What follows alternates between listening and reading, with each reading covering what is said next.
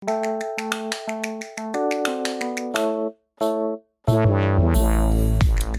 guys, what's happening? I'm Taylor Lehmann, CISO at Athenahealth. What are the top 3 things a new CISO or a new security leader should do entering the job? So this is new to not new to the profession, but new to an organization or new to the position entirely, right? So my top 3 things. The first, and this is, I'd say, good advice for all people kind of in leadership positions to keep in mind. So you got there, which is great.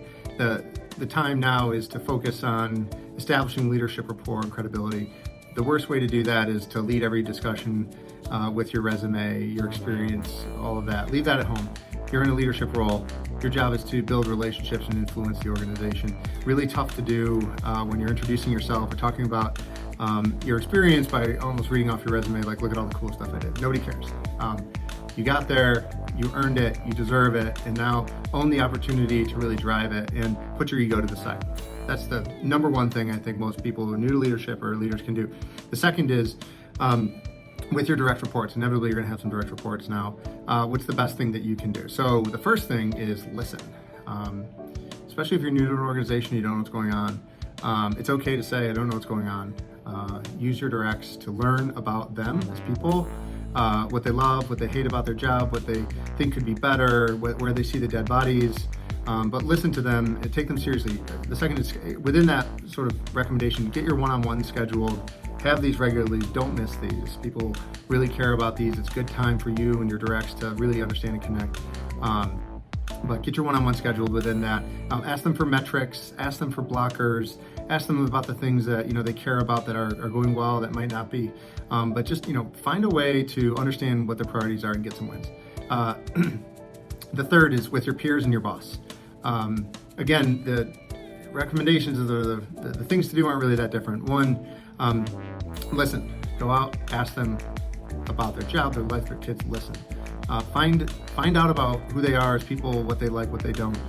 Try to connect and build a relationship. The second is, really in this space, this is where metrics are really important. Understand by asking, how is your effectiveness annually judged? Like, what are the goals you have for yourself and your department? And really what you're asking is try to find ways that you can, use your resources and time to help them achieve their goals. Likewise, they will do the same for you. But I think it takes time to really understand and work together well. I think when you find metrics or measurements people are being measured against, you'll naturally find ways you can align and accomplish some of the same goals. So really spend some time on the metrics. Also, the one thing I love to ask new leaders is, like, how do you describe risk? How do you describe your priorities? What are the measures you use? Is it red, yellow, green? Okay, what's a red? What's a yellow? What's a green in your world?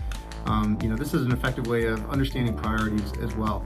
So like quality metrics, 1 to 5, risk metrics, high, medium, low, resiliency metrics or uptime, downtime, turnarounds, redo, rework.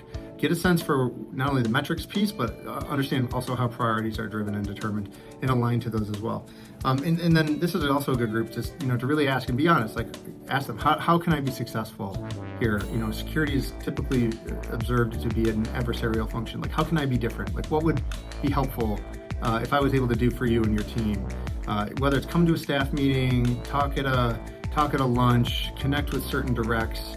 Nothing is above you, nothing is beneath you. Try to find ways to explore, what's going to make you successful by asking those open-ended questions. And the best pro tip I can give, ask an admin. If you don't know who to meet with, ask your boss's administrative assistant who he meets with or she meets with, and find a way to get 30 minutes on their time. It's a great way to get to know an organization quickly. And remember, leave your resume at the door.